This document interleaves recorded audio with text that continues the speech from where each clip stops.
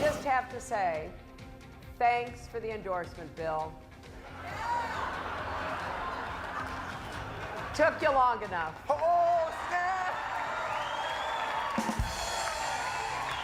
That was Hillary Clinton back in the day taking a jab at Mayor Bill de Blasio of New York City for holding out on endorsing her last year. Is she about to get her revenge? De Blasio's soft poll numbers have led to talk of Hillary Clinton challenging his re-election bid, and of course she would have dominion over a certain Manhattanite, President-elect Trump. So will she run? The panel's back with me. Neera Tanden, confidant of Hillary Clinton and attendee at a recent Bill de Blasio fundraiser. Yes, the morning of the story. Is it possible that Hillary Clinton will run for mayor of New York City? I think she's going to figure out ways to help kids and families. That's been what she's been focused on her whole life. And there are a lot of issues that are affecting them over the next couple of years, but I don't expect her to ever run for any elected office again. You don't ever? Yeah, ever that's again? my sense. I don't expect her to run for this, and I don't expect her to run for other office. I think her job is what she's thinking about right now is how to help serve kids and families as she has her whole life. All right, well, let's leave that there. I want to go back to Obamacare because the senator weighed in, and I know a lot of people have thoughts. Here is Senator Chuck Schumer talking on January 4th about Republican efforts to repeal Obamacare. Take a listen. They want to repeal it and then try to hang it on us.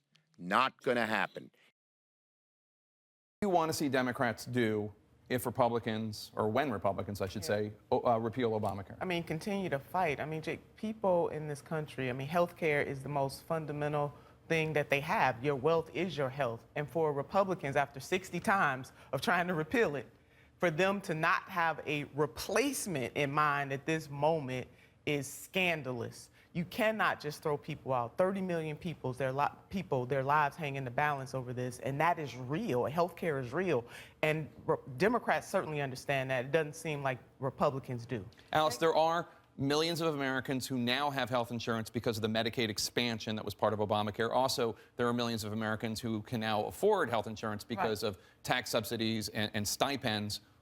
Is it important that Republicans have something in mind for them before they take that away? That's clearly in the works, and Schumer is exhibiting what we're seeing from a lot of Democrats, imposing the Pottery Barn rule with regard to Obamacare, that you broke it, you own it. The truth is, it's been broken since its inception, and we've heard assurances from Speaker Ryan over the past week that they're not going to pull the rug out from underneath these people that currently have coverage.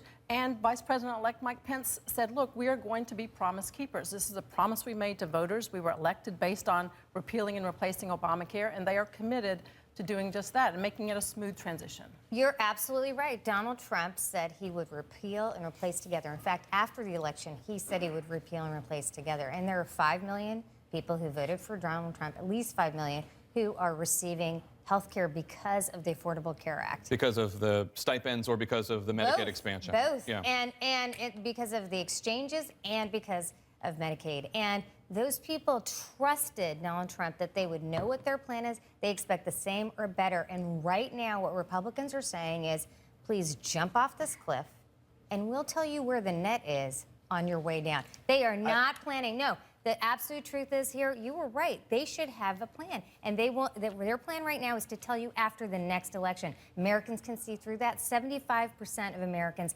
oppose that plan. And I hope they listen to Donald Trump, who's already raising questions about the strategy, and give people the plan they're going to have as they vote to replace them. Senator, you saw Senator Rand Paul had said that President Trump committed to him repeal and replace, to have a replacement. When I asked Kellyanne Conway about it, she had no commitment as to the timing. But you think, how can the Republicans not have a replacement? Well, here's the interesting thing, and this is why Rand Paul, I think, is apoplectic, and a lot of conservatives are saying we need to have a replacement in place, and here's why. Because if you repeal Obamacare, that means you repeal all, and they're going to do it through reconciliation, which means just taxes and spending. That's all they can really touch. They can't touch a lot of policy, which means they're going to get rid of the taxes, they're going to get rid of the fees, they're going to get rid of all the spending proposals, and so they're gone.